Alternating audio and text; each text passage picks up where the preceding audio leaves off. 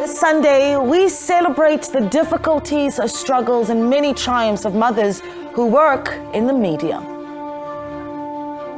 Some of the challenges that I've encountered are working long hours, and also being in the media, it's mentally taxing.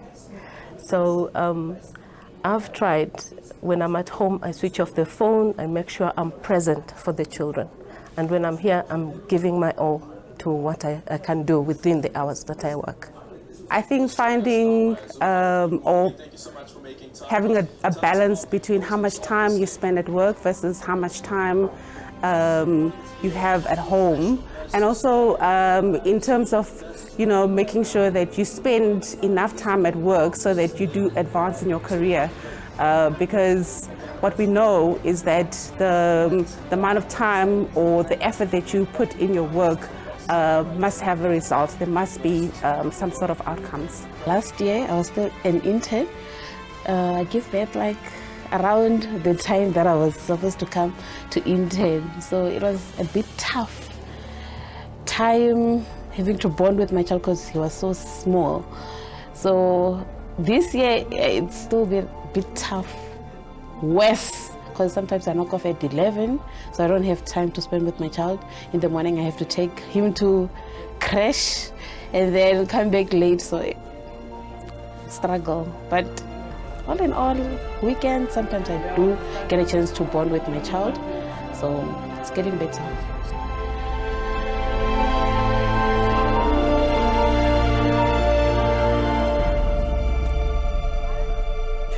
Oh, hello and welcome to Media and Society. I'm your host, Naledi Mulo. Of course, this is the show where we take a look at the intersection between the media and society. And of course, as usual, the show is really not complete without your input. So feel free to give us a call on 011-714-0661 or 0662 or tweet us using the hashtag SABC Media Society.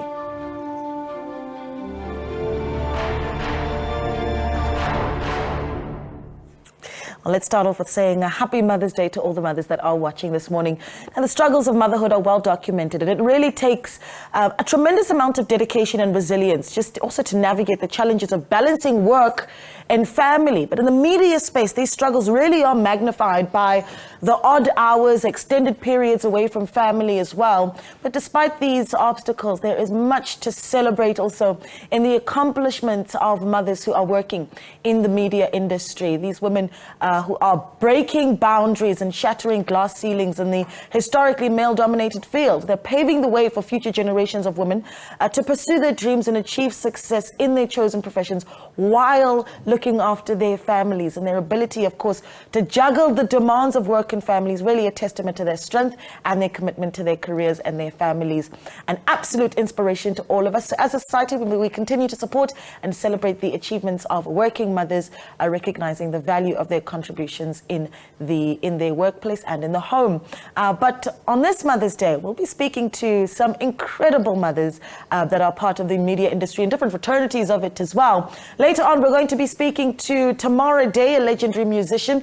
We are, of course, now joined in studio by our very own Mpumi Hlophe, who is a renowned videographer. We're joined by Thandiwe Koroge, a legendary actress, and a little bit later on, we'll speak to Nomalizo Mandela, radio news producer and reader at SABC Radio. But Thandiwe, Mpumi, thank you so much for coming through. Thanks for having us. It's so good to have you guys with us. And I think, when we had this discussion with the team about how we're going to tackle Mother's Day, a lot of the women on the team talked about how difficult it is for them to be working mothers in the media industry because of so much that we juggle. So when you heard the topic, what was the first thing that came to mind when you heard mothers in the media industry and how we find work-life balance? I think I heard it exactly the way you put it, that the odd hours. And it's one of those that it literally takes a village within this industry, because you rely not just on your immediate family in terms of who's there, but you rely also on maybe if you have a helper, if you're able to have someone who's looking after, and again, someone you really trust because of the odd hours, because normally for us, let's say if we're shooting on a film set, I could even go out and shoot at about 3 in the afternoon and come back the following day at about 5 or 6 in the morning. So you really need people you really can rely on. Yeah, that's a tough one. Your first thoughts when you heard the story? We see you, I think we see a lot of your work. We don't see you so much because you're a lot of the time behind the camera. But that also means you're traveling a lot. You're spending a lot of time on the field. How do you deal with that? Is it pressure for you? Yes, I would say also it takes a village, a lot of input from other people, immediate family, helpers, friends, colleagues, everyone actually. If someone is not available, who usually is available, your colleague might be available. So it is what it is, Yeah. but the work needs to be done. Yeah, I want to start a little bit at the beginning of our careers, right? Let's go back to the very beginning of when you enter the media space. I think for a lot of, especially if you're on-screen talent, right? A lot of the time there's this fear that you need to keep a certain sort of image of yourself. And at the beginning, I mean, did you see yourself when you entered the industry being able to one day fully function in the industry and be a mother? Because for a lot of people that enter the industry, it's a very difficult thing to imagine. Absolutely, but I think for me, to tell you the honest truth, I don't think you see ahead in terms of the demands, whether your body and the working out and waking up in the morning and all those things, because first it's passion for us. You're just like, oh, I want to be an actress, just want to be on screen. Then all these other things come and you're like, oh, I wish I was prepared. I wish there had been a manual of now, here I am as the actress who came into the industry as just a single young person from drama school, then suddenly the ball rolls bigger than what you ever imagined in terms of now the demands on you as your physically, how you need to look, and the demands on you and in terms of can you even be able to sustain a family, right? So what does that mean with us, where you work maybe sometimes 3 months and you're out of work? So how do you balance that now when you have the family? Yeah. So you really have to be sane. You know, mental health is so important in this industry because it's you're juggling so many balls, and again, appearance is everything. When it demands you to also be. Can you go back to a moment though when you know, perhaps when you had your first baby and you thought, uh-oh. You know, this is okay. It's getting quite real here because there's an expectation of what people want from Standiwe Koroge and dealing with quite a lot here. Yeah, absolutely. My first baby, Bouwer knows, she's always been there. I had to go straight back in, I think maybe 3 months later. Sure. And as we know, the body doesn't really say, hey, we're now on screen. The body's still saying, we've just had a baby. Yeah. And so some people are like, oh my gosh, is she pregnant? I'm like, I just had the baby. Just had the baby. You know, so it's all those things. And you still have to try and again find time and work out and lose the baby weight and all those things. So it's quite demanding. Yeah. It's a lot of things. Tell me what it's been like for you, because not only do you're a mom yourself, and then Bouwer, you need to also at some point get back to work, because for the most part a lot of us get paid per the call. So if you're not in, you might not very well get paid. So you need to start working quite early, and you're also hitting the ground. You're actually physically going out and getting these stories. I would say for me it wasn't as much as challenging as Taya was, because fortunately I'm permanent. So I got my 6 months off. I left, and thank God for this, I left my child with my parents. So it allowed me space to go back to doing what I love doing and be sane, and knowing that my child is with my parents who love her so much and she's safe, and I can continue without a worry. So whenever I took time off, I would go to Durban. She was in Durban at the time. I would go to Durban for like a week to see her and then come back and fully focus on my work. Yeah. So the support is amazing, because it still is. My sisters, whenever I have to travel now, so one of my sisters will come up, my mom will come up, and be with my helper, and so that also takes the worry, and it makes everything easy. Yeah. So that you can focus, because there is no room to err. Yeah, and I think that, without taking away from the pressures that you would be going through, there is something to be said about that, the fact that that's not a reality for a lot of people in the media space. Because if anyone has been following what happens with actresses and singers in the country towards the end of their lives, we have very difficult conversations about, their well-being and money and being able to sustain themselves. So the reality is a lot of people in the industry simply aren't making the money that people think that they are, right? One can imagine that when you are a young actress, for instance, who's working 3 months and then has 6 months of no work, how difficult that must be if you're a mother as well. Can we talk a little bit about what the industry really needs to be looking at to protect women and mothers particularly? First, I think the industry needs to, maybe not even necessarily the industry, outside of the industry, in terms of legislating, that we need to be recognized. Like I'm looking at what Bouwer just said now, that she had the benefit of the 6 months of being at home. Ideally, I think we all would want that, where I'll be like, okay, at least if my children are with my parents, I'll feel much better.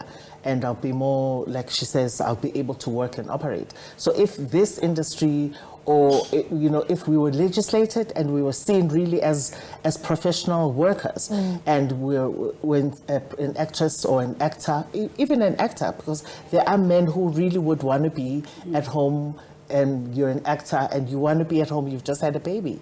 So if maybe we were legislated in that way and really recognized as professionals within what we do, it would really it to take the load off. Yeah, well, one of the things that we in the media industry do very well is to show you the best side of ourselves.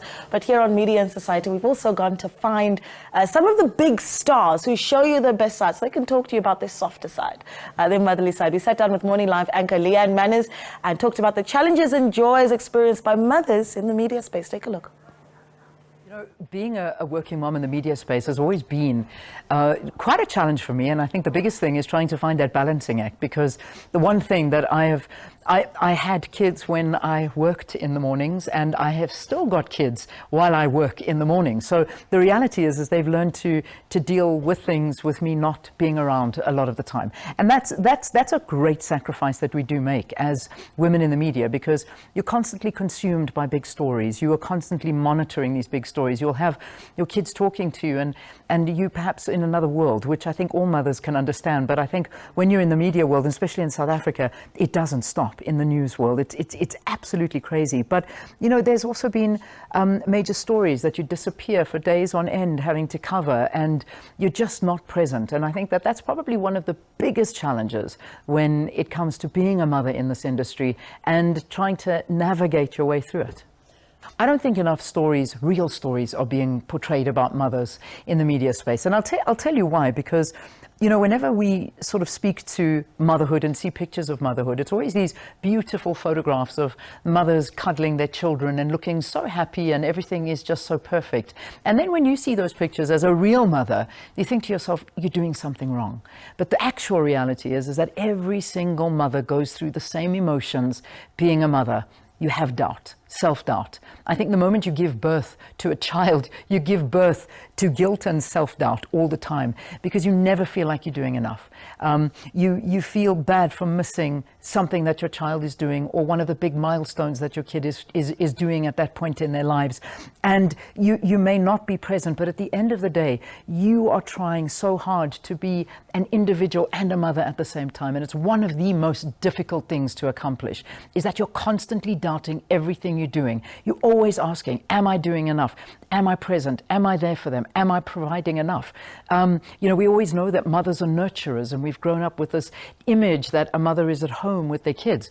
It's not like that anymore. Women are out there. Women, they carry the brunt of the issues of society, and yet you still have to be a mother. And I think that all women need to be respected in every which way, whether we come from single households or households where you've still got a husband, but somehow the husband tends to get away with a lot more than what the woman does. So I think women need to be portrayed a lot more honestly in terms of the struggles that we go through, and the reality that you're not alone, and it's normal to doubt, although the bottom line is you're probably doing a damn good job and you just don't even know it.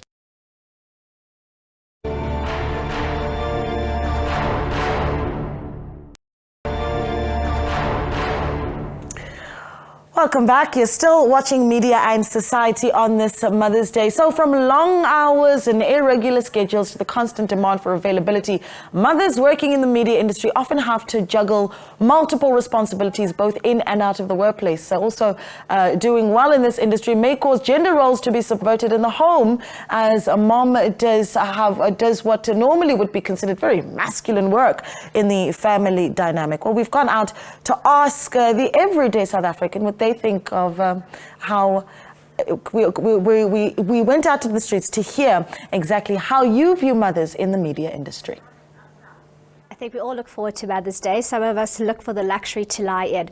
But one of the biggest challenges we actually face as moms is the balancing of time, because journalism doesn't stop. You're not working in a bank from 8 to 5. You can put your phone off and go. I've recently moved to Morning Live, and now I wake up at 4 o'clock. I don't see my kids before they go to school. I come back in the afternoon, and one of the benefits now is I get to watch a netball game. I get to go to an activity. I get to go to a parents' meeting, where before I would have late afternoon and get back when they are sleeping. So you have to find the balancing act as a mom when you're working different shifts.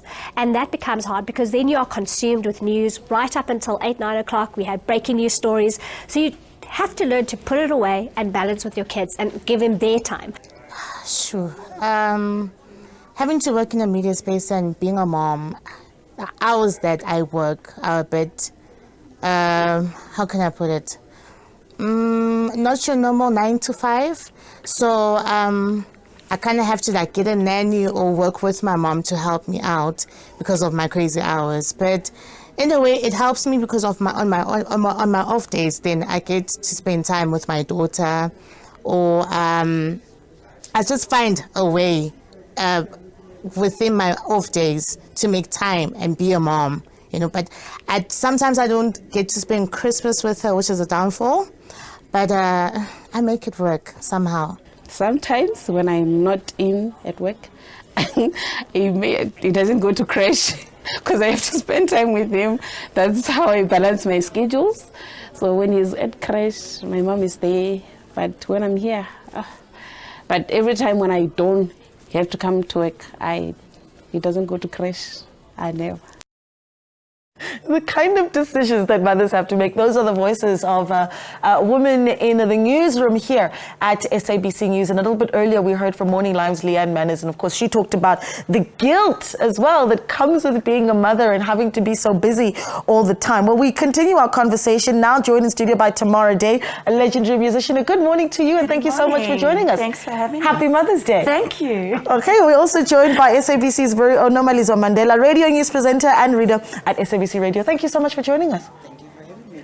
I want to start with you, Sis Nomalizo, because I heard Leanne talk a little bit earlier about the guilt, right? Mm-hmm. And as we were listening to some of the journalists speaking, I thought the mental health issues as well. Leanne Manas talks about how you're monitoring these stories, you're keeping a close eye on them. When Tabo Best does the story of the week, a lot of your focus is to find what the other missing pieces are. And you're doing that all the time. And then you've got to come back home and still cope. But let's talk about what that does to one's mental health and what it leaves for you to give to the kids. You definitely feel overstretched because you have to be fully present when you're at work and having to deal with those stories that you're just mentioning. And then you have to now go home. You're already tired because you've had all these crazy hours. And when you're in the media, you use a lot of time you use your mind a lot because you have to think, you have to be creative, you have to do all of these things, and already you are tired, you're exhausted. But when you get home, or as you are preparing now to go home, and you're thinking, oh my God, if I could just get a minute, or if I just get home and just sleep, but you can't because also your children are there, they haven't seen you the whole day or for however long, so you also need to be present there and be that mother. So you have to take off that hat of being a professional worker and now just be this mother, loving. And they're also demanding because they'll want your attention, they want to love you and just be spend time with you, and you're thinking, okay, I can only just give you 5 minutes, and then please just let me have time for myself. So finding that space of finding time for yourself as an individual, it's a very tricky one. Tamara, I want to come to you because Nomalizo says we use our mind. You use your mind, your body, so body much and soul. Yes. when you're working, right? Talk to me about your your story. I mean, we followed you since, you were this young musician and you captivated the whole country. I think everybody sees you when they already start singing in their minds, they know. But at that time, I mean, at what point did motherhood enter your life? And what was that like when you are this massive star that there's so much is expected of? I welcomed it, I must be honest. I think I was just, my soul was ready for the experience, but I don't think anyone going into it can fathom the challenges that you'll be faced with. Obviously for me, it's all worth it. We love our kids, but you really aren't prepared for the kind of level of resilience you need to have to just be a fantastic parent and fantastic at your work, which is, I think, the challenge that we all are juggling, But I think, like you were saying, that for me, you mentioned the physical side. I'm a single mom as well, and being a great parent is being so present and being physically present there for your kids, as they grow and as they develop. And then my work is so physically demanding as well. And every mom or parent will tell you, there's very little sleep on the cards. And then, to physically get up and give absolutely every bit of yourself in a live performance, and be physically out there and be able to maintain that, especially when, self-care is, unfortunately, and all mothers will tell you this, is at the bottom of the list. Unfortunately, everybody else's well-being first and then yours.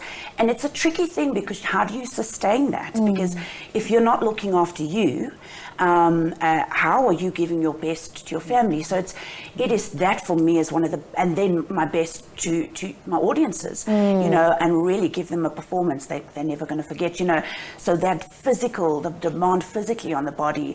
I mean, wow, our kids really bring out, we step into levels of our own power and strength, resilience that we never knew we had. Yeah. And I do see that as such a beautiful gift, because that energy has filtered into everything I do. Yeah. And it has helped me next level everything. Does it change? Does it change what you put into your work? Absolutely. I've always wondered. Yeah. I mean, I didn't know what I was capable of until I became a mother. I didn't know. And then, it's almost like without question, people are like, how do you do it? How do you do what you do? How do I do what I do?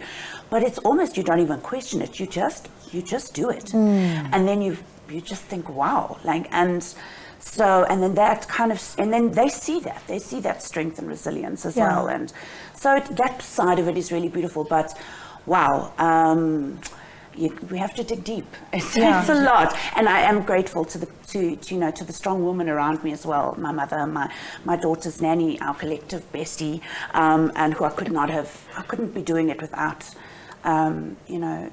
These women in our lives. So they're also mothers, and shout out to all the moms out there. Absolutely, absolutely. Do you know what I've always wanted to talk about as well is just how the media tells the story of mothers. And I know that as a journalist, that's something we also need to focus on. Quite often when we cover news stories, I think we generally will run to the mother of the victim. Who is going through something. And there's a lot of sensitivities as well in how, even as media practitioners, how we tell the stories of mothers. I mean, what comes top of mind to you about how we do that responsibly and where you've seen it being done wrong? I certainly have seen shots where a mother is mourning and there's a close-up of her tears, and we're milking that moment of a mother who is going through a lot. I mean, talk to me a little bit about that. I think, just like with everything, it's the balance. Because as a storyteller, as a journalist, as a media person, you have the responsibility of bringing that element of the story, right? That human impact of the story. So I believe that one has to find that balance of trying not to be too insensitive, because you're trying to chase that sensational moment of the parent or the mother crying. But at the same time, you want to bring that human element, because you want to capture that moment to talk to that side of how this person is impacted by whatever event has happened to their lives. So I think it's just striking the balance. But I also want to touch on another issue. The story, there was this story of of Enyobeni when those young people died during that whole event, and just the following up to that and the comments of the people, and sometimes even from the government, where the immediate blame went to the parents because of some of the young people who were there. Now, as a parent myself, I mean, I'm a journalist, of course, and when you want to cover the story, those questions will come up. Who were the mothers? Why would a young person be allowed to leave home and all of that? But then, as a parent, then you get to relate to that. I'm sure that mother, maybe she works. She wasn't there. Maybe she's a single parent. At that time, she thought that the child or the daughter was at home while she's going to work to earn a living so that they could provide for the children. And I related so much to that because I literally do that. With the hours that I work, I have to leave my child at home. I get home, say, just before 10 at night. And by the time she left in the morning, I just maybe came back from work. So I don't get time to see her. I don't know how her day was and all of those things. So I don't even get to monitor to see, is she okay? Does she need me? Or all of those things. And then immediately I have to go. So I put myself in that situation that I could have been one of those mothers where the 15-year-old was found at a shebeen. So we can't just, immediately throw blame to the mother without knowing their circumstances. Yeah, absolutely. So that is something that somebody within our industry, you have to deal with those things. And, our colleagues before us, they talked to that, the support structure. Not everybody has that, right? Tamara just talked to having, relying on the mother and the nanny. We also have stories of nannies that are unreliable. It's actually become a joke now where every December or January, everybody's talking to, oh my God, I am praying that my nanny comes back. Because in January. Others don't come back. And then you are faced with a situation of, oh my God, what am I going to do now? Because I have these kids that need to be taken care of, especially for single mothers. So those are some of the issues that affect one's mental stability as a parent to work. Sure. You've made such a strong point there about the empathy, particularly for single mothers, right? Can we talk a little bit about that tomorrow? You talked about being a single mother, and there is a sense that there's very little empathy for just how much a single mother is carrying, and the guilt that comes with it as well. And I think also the mental load of just being the one to make every decision, carrying the weight of that on your own. I think we underestimate the impact of that on one's mental health. I mean, sometimes you just think like you'd love somebody else to just come in and make it one of the tough decisions. Please, but I think, and again, just not being able to kind of, I don't think everyone has that support system, as you were saying. Somebody to bounce off, somebody to support you in an emotional way, physically be there. And just to add on that, it's also the worry of, am I doing the right thing? Am I parenting okay?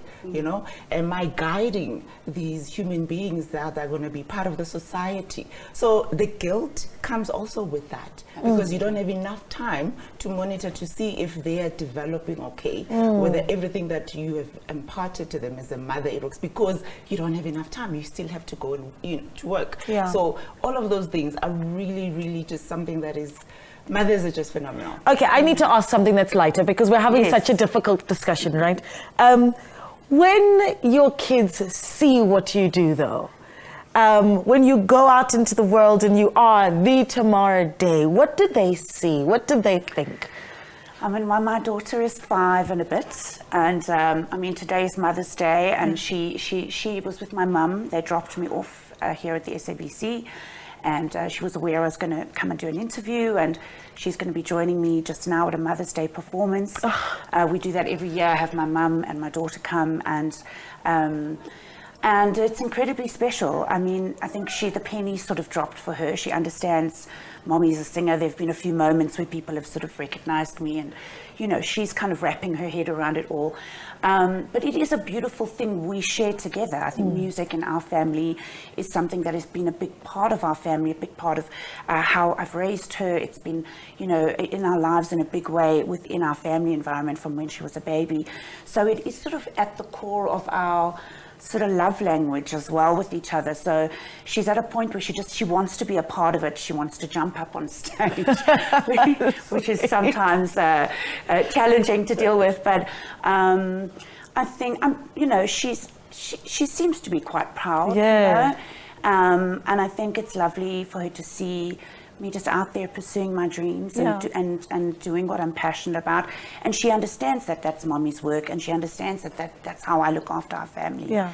So she understands that connection, and I think it's beautiful for her to see that and see her mom strong and empowered, and you know, bringing home the bacon. There it is. That's the example, right? That's the beauty of it, is with the kids are able to see their moms go out and slay dragons. Absolutely. And that's a great example. So we had this similar conversation with the iconic Sakina Kamwendo on being a woman and being a dragon slayer on the airwaves, radio and television every single day. This is what she had to say. How do you strike that balance? And I think the best way I could come to that is just to say that it comes down to the individual. And if we are our authentic selves, then yes, the media is doing what it's supposed to do. I can only come to this space as me. I cannot be anything other than what you see is what you get. The way I sound right now is exactly the way I'm going to sound when I meet you at, Checkers or Pick and Pay, wherever you may be outside. And we can only bring our authentic selves and try to be the real people that we are. I remember as one of the most painful things in my life, not one of, without a doubt, the most painful thing ever. And I don't think anything could ever trump losing a child as a mother. And I remember coming back to work. And it actually makes me emotional just thinking about it. I came back to work and I had to go on the radio. And I remember I was not even present, but I had to do what I had to do. But in that moment, all I wanted to do was cry. And I think at some point, the listeners could hear that. And this is the authenticity that we bring, because I'm not a radio Sakina and a Sakina at home and Sakina the mother. I am all of these things at the same time. All of those things are me. As a mother, you are expected to be there, to be constant, and also be that same constant in your job. And, you go through those moments where sometimes you have guilt because you're not physically able to be there. You miss out on some of the key milestones of your children, not by design, but, purely because you simply cannot be there. It is what it is. And sometimes it's not even about a choice, but I must say my own mother, I am so grateful for, because that has been the one person who was able to smooth that path for me, because I always knew my children were in the best capable hands. I couldn't be there, but they got my mother.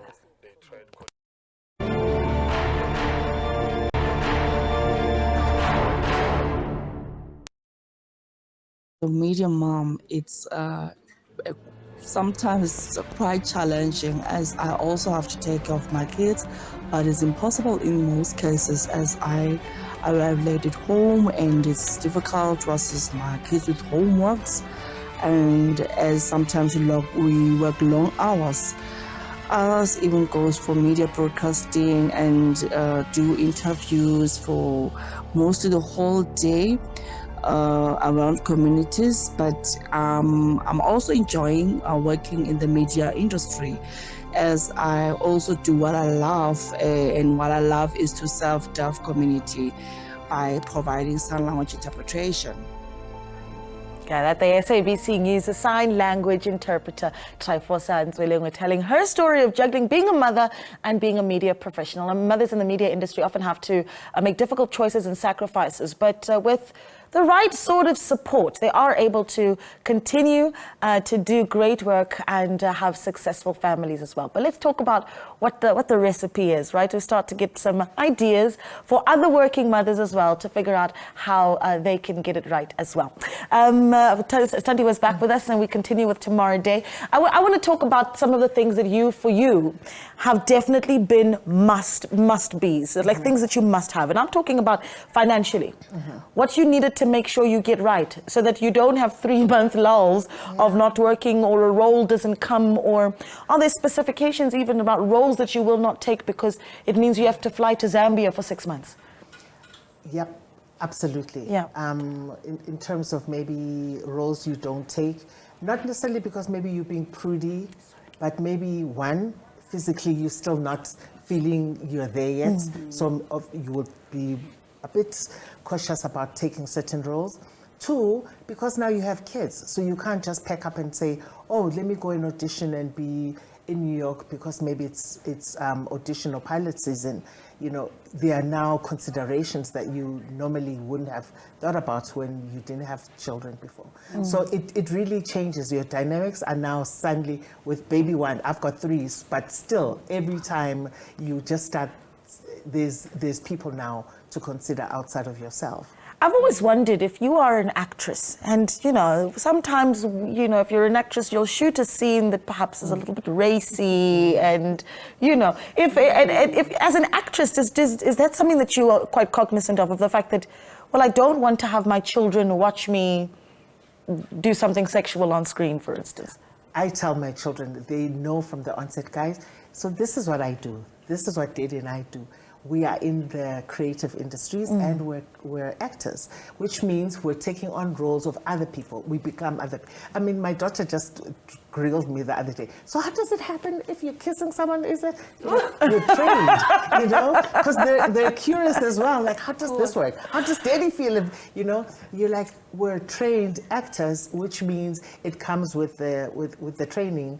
And with that training, you're able to even tell your kids, like, guys, when I'm there and I'm playing Nomalizo and I'm playing this character, or Klengi or Unelo, whoever, I'm literally taking on that person's character. Yeah. Once I wash off that makeup and leave that costume, then I'm in mommy mode and I'm back to being Standi. Yeah, fascinating. I've always just wondered about that, right? And tomorrow you've got to deal with the same thing, because when you get on stage, you need to look racy, and Tomorrow Day has arrived. Are there restrictions that you've given yourself since becoming a mum, or are you still going full force and not needing to have the conversation at home? I mean, I think my daughter's definitely understood that, it's what I'm doing is a job. I think she, there was a stage where, she wants to mimic what I'm doing, and I'm constantly getting into a performance outfit, and it's hair and makeup and looks, and so she's like seeing all of this, and I've had to sort of explain that this is mommy's job. Mommy gets paid for this. This is not just the way we live. You know what I mean? This is not how we're going to all live as a family, but this is what mommy does for a living. So there's been that sort of discussion.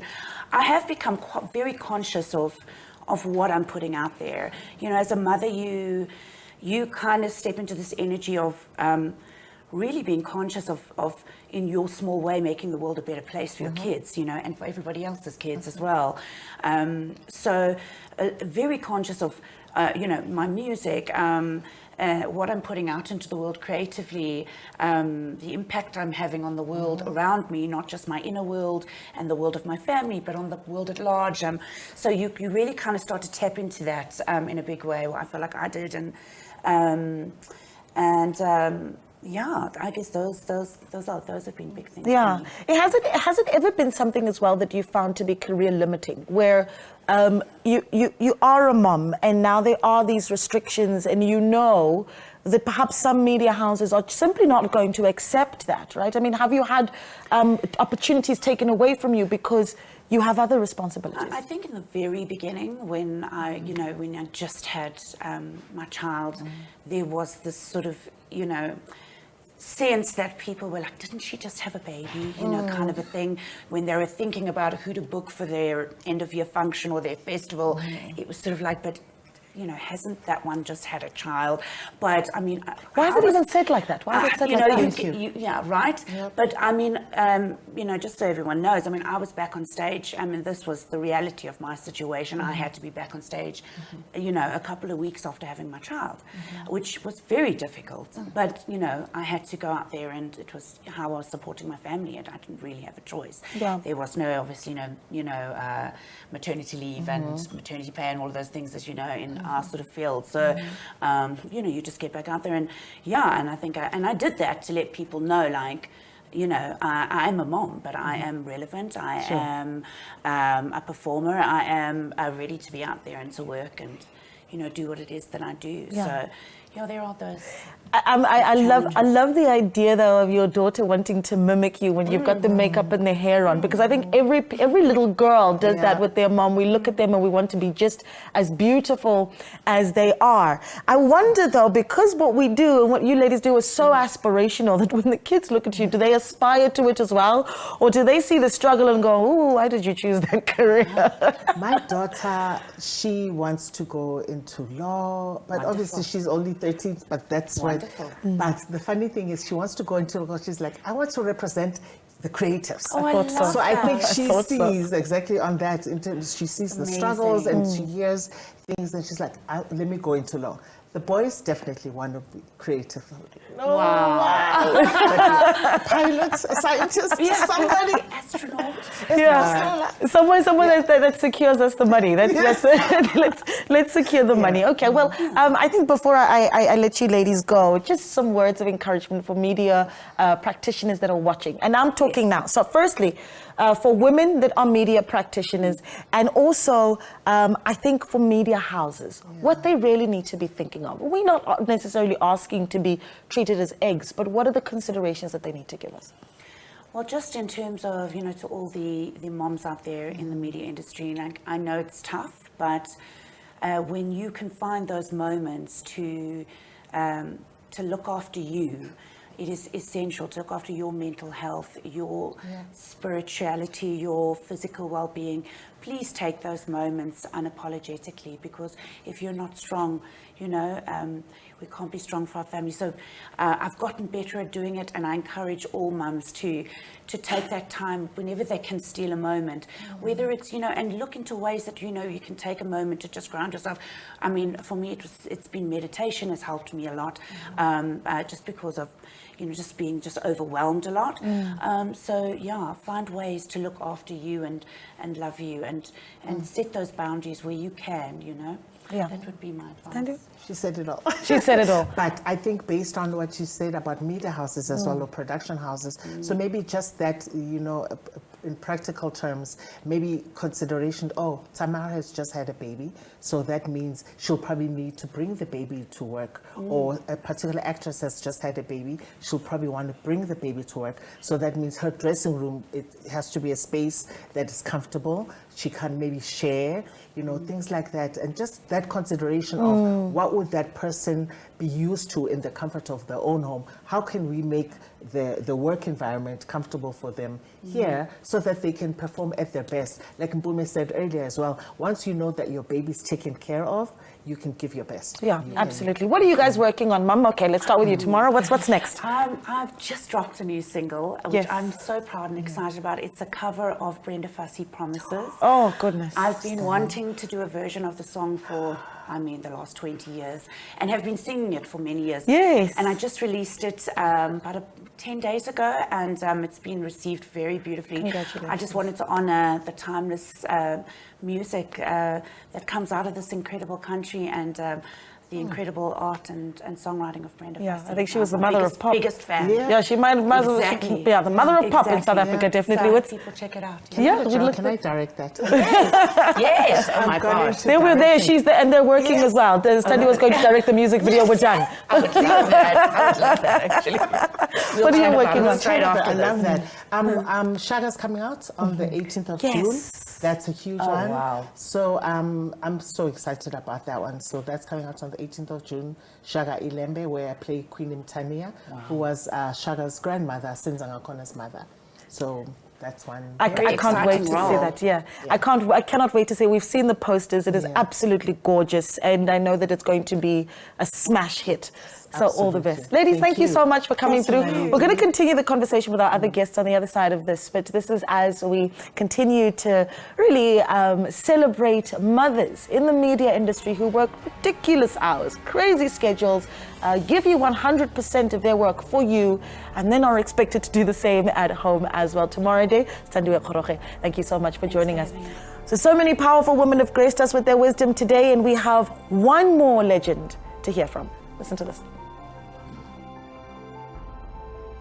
It's been such a privilege to become a mother and also to become more of who I truly believe I was called to be, just through bringing this child into this world. I think the first thing was to learn that I was not really the owner of the child. I was just a conduit that was used in order to birth this child, bring him into the world, and allow him to be himself and not a clone of myself. And I think that you talk about how one juggles, a busy schedule and trying to raise a child. I think you raise the most responsible child when you are completely honest with them about the challenges, about the fact that this soccer match you might have to miss because you have an important meeting. You're also finding yourself having to bring them into your workspace, having to make them understand that you will inconvenience them too in trying to create the life that you want to create for them. I remember a time when I was still presenting, producing, and had a store in Sandton. And there were many a times where people would find that I couldn't help them and they had to just rely on my staff while they really wanted to see me because I was, at the back breastfeeding or trying to get Dante to sleep. He's 22 years of age next month. He's graduating, and I'm so proud of the human being that he is, because I think that everything that you see when you compliment him on just how responsible he is as an individual, what a leader he is in society already, you realize that he is that because he was given the space to grow. I was not smothering him. I was not home all the time. There are different ways to mother, and we have to allow ourselves to respect all women, those who choose to work and those who choose to be at home. Yeah, that there. Carol Bouwer, having joined us here at the SABC for an interview, and of course we doorstopped her and asked her about being a mother, a media mogul as well, all at the same time. Ladies, I know I had wrapped up with you, but before I let you go, I just wanted to squeeze in a little bit more with you. Some of the mothers that stand out for you that you look up to in the industry. In the industry, I think you've had them all. Kensani Magang, you remember her from Kensani Gosi. Of course. Sorry, from Stone Cherry, who's a very good friend of mine. Bouwer, who was here earlier. I admire a lot of mothers. I admire people who are still keeping it going in terms of work, but they're able to, show up. Yeah. And still get the work done. Ntlantla from Mafigizolo, Sophie Ndaba, all those actresses who are incredible and they show up, but they're still dealing with the realities of life and getting it done. And not forgetting, of course, that the struggles of mothers in the industry, for the most part, really are visible for all of us. I think about Florence Masebe and her losing her child and it being something that is so public. And I think that's the reality, is that our lives become so public that even the struggles that you have as a mother have become quite public. Indeed. And I think, you kind of, as a mom, there's a lot you don't want sort of out there for your kids to kind of, see later on or read later on, or you know what I mean. I think that is a challenge for mothers in the media, and but I must just pay homage to the incredible moms who've sort of come before me, and I've been able to see other mothers in the music industry do it, get it right, raise beautiful families and pursue their passions and do it unapologetically. And I've, when my time came, I could look to those mothers and say, I can do this, I've got this. So thank you to all the moms that came before us. Yeah, give you a few stars for you. Oh my goodness! No, you mentioned many that I. Brenda Fassie. Bouwer. Bouwer. I can't. I'm terrible on the spot. I can't think of anyone specific right now. But just there've been many who I've seen do it before me, and just thought, wow, okay. I'm going to do the same. Okay, now I'm letting you guys go. Thank you so much for joining us tomorrow, And we're Jay. enjoying it. We'll stay. Yeah, no, we've really enjoyed spending time with you. So, now while we are celebrating today here at Media and Society, we also like to take a moment to send condolences to the Mogoilana family, whose son was lost last night. He passed away in a car accident. He, of course, is a technical director here at SABC News. We lost Kifue Mogoilana last night. Condolences, of course, to his family. And even in that pain, media practitioners will keep serving you. Thank you so much for joining us on this morning's edition of Media and Society. Look forward to spending time with you again next week.